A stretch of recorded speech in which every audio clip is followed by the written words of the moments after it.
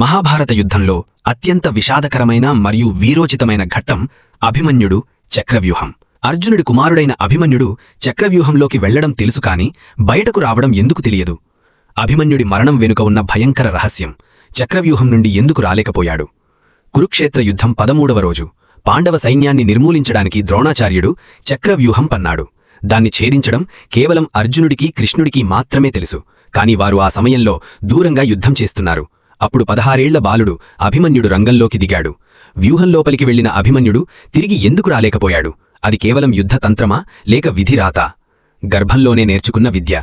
అభిమన్యుడు తల్లి సుభద్ర గర్భంలో ఉన్నప్పుడు కృష్ణుడు ఆమెకు యుద్ధతంత్రాల గురించి చెబుతుంటాడు. కృష్ణుడు చక్రవ్యూహం గురించి వివరిస్తున్నప్పుడు అభిమన్యుడు గర్భం నుండే శ్రద్ధగా వింటాడు.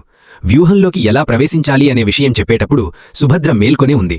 కాని వ్యూహం నుండి ఎలా బయటకు రావాలి అని కృష్ణుడు చెప్పే సమయానికి సుభద్ర నిద్రపోయింది. దీంతో అభిమన్యుడికి సగం విద్య మాత్రమే తెలిసింది. ఇది అందరికీ తెలిసిన కథే. కాని అసలు కారణాలు ఇంకా ఉన్నాయి. జయద్రథుడి అడ్డుగోడ. చక్రవ్యూహంలోకి అభిమన్యుడు ప్రవేశించినప్పుడు అతని వెంటే ధర్మరాజు, భీముడు, నకుల సహదేవులు కూడా వెళ్లాలని ప్లాన్ చేస్తారు. కాని వారిని ప్రవేశద్వారం వద్దే జయద్రథుడు అడ్డుకున్నాడు. రహస్యం.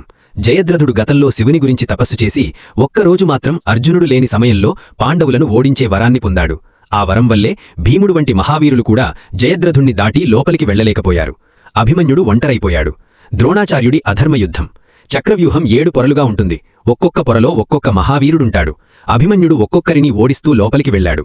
అతని ధాటికి కౌరవ సైన్యం కకావికలమయ్యింది. అది చూసి భయపడిన దుర్యోధనుడు, కర్ణుడు, ద్రోణుడు, కృపాచార్యుడు, అశ్వత్థామ వంటి 7 మహారథులు ఏకమై ఒకేసారి ఆ బాలుడిపై దాడి చేశారు. కర్ణుడు వెనుక నుండి వచ్చి అభిమన్యుడి విల్లును విరిచేశాడు. ద్రోణుడు రథాన్ని కూల్చాడు. ఆయుధం లేని బాలుడిపై అందరూ కలిసి దాడి చేయడం యుద్ధనియమాలకు విరుద్ధం, అధర్మం. చంద్రుడి శాపం. అసలు రహస్యం. పురాణాల ప్రకారం అభిమన్యుడు సాక్షాత్తు చంద్రుడి కుమారుడైన వర్చస్సు. దేవతల కోరిక మేరకు వర్చస్సు భూమి మీద జన్మించాల్సి వచ్చినప్పుడు చంద్రుడు ఒక నిబంధన పెట్టాడు. నా కుమారుడు భూమి మీద కేవలం 16 ఏళ్లు మాత్రమే ఉంటాడు. అతను యుద్ధంలో అద్భుత పరాక్రమాన్ని ప్రదర్శించి శత్రువులను హడెల్లెత్తించి వీరమరణం పొంది తిరిగి నా వద్దకు వచ్చేయాలి. అందుకే కృష్ణుడు సర్వసమర్థుడైనప్పటికీ అభిమన్యుణ్ణి రక్షించలేకపోయాడు. ఎందుకంటే అది కాలనిర్ణయం.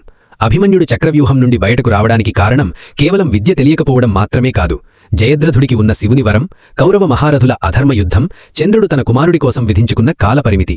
చివరికి ఆయుధం లేకపోయినా రథం చక్రంతో యుద్ధం చేస్తూ అభిమన్యుడు ప్రాణాలు విడిచాడు. ఆ త్యాగమే కురుక్షేత్ర యుద్ధంలో కౌరవుల పతనానికి పునాది వేసింది. చూశారుగా అభిమన్యుడి వీరగాథ వెనుక ఉన్న ఈ ఆసక్తికరమైన విషయాలు. ఈ వీడియో మీకు నచ్చితే లైక్ చేయండి, మీ మిత్రులతో పంచుకోండి. మరిన్ని మహాభారత రహస్యాల కోసం సబ్స్క్రైబ్ చేసుకోండి.